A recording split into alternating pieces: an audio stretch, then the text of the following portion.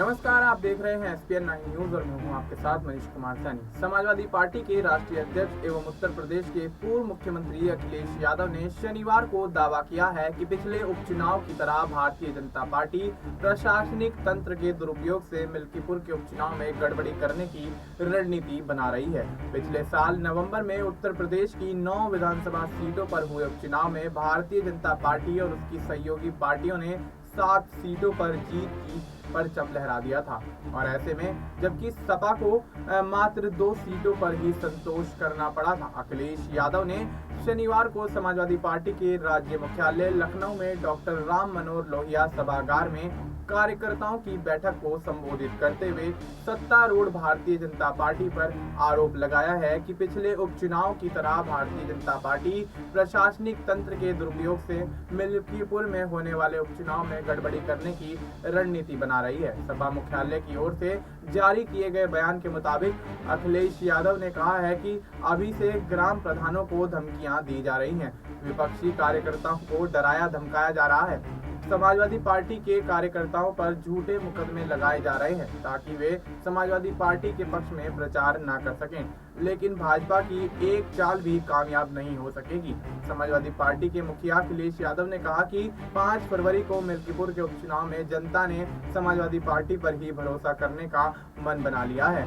यह उपचुनाव जीतना लोकतंत्र के लिए भी आवश्यक है। मिल्कीपुर विधानसभा सीट पर होने वाले उपचुनाव के नतीजों का असर अगले विधानसभा चुनाव पर पड़ता हुआ नजर आएगा। अखिलेश यादव ने कहा है कि जनता अब समझ चुकी है कि भारतीय जनता पार्टी कभी भी सच क्यों नहीं बोलती। झूठ और लूट ही उसका एकमात्र मिशन है और विकास का उसके पास कोई विजन नहीं है। पूर्व मुख्यमंत्री अखिलेश यादव ने आगे कहा कि सत्ता का दुरुपयोग कर भारतीय जनता पार्टी झूठे आश्वासन देती है और विपक्ष को बदनाम करने के लिए नए नए बहाने गढ़ती है। अखिलेश यादव ने कहा कि अब जनता मिल्कीपुर उपचुनाव सहित 2027 के चुनावों में भी उसे करारी शिकस्त देने का इरादा कर चुकी है। भारतीय जनता पार्टी जैसे 2017 में प्रदेश की सत्ता में आई थी, 2027 में वैसे ही सत्ता से बाहर हो जाएगी। उन्होंने कहा कि भाजपा की लाख साजिशों के बावजूद जनता की सर्वोपरि ताकत को नकारा नहीं जा सकता है। समाजवादी पार्टी पीडीए यानी पिछड़ा, दलित और अल्पसंख्यक के संकल्प के साथ सबको जोड़ने के लिए तैयारी कर रही है। इसके तहत समाजवादी पार्टी की सामाजिक न्याय की सफलता में सबकी भागीदारी रहेगी। समाजवादी पार्टी लोकतंत्र, समाजवाद और संविधान के लिए प्रतिबद्ध है।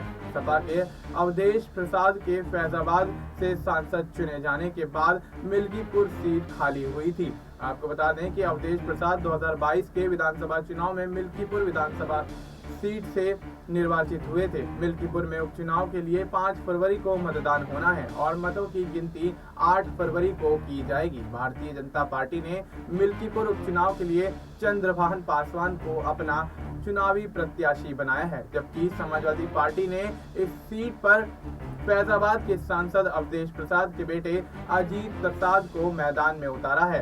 कांग्रेस ने अपना उम्मीदवार नहीं उतारकर समाजवादी पार्टी के उम्मीदवार का ही समर्थन करने का फैसला किया है।